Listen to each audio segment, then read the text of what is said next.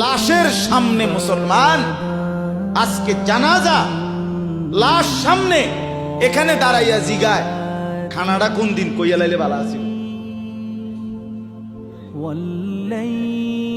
কি আহা মানুষ কার জন্য শিক্ষালেন এই মানুষগুলো? তারা আজকে জিগায় খানাটা কোন দিন।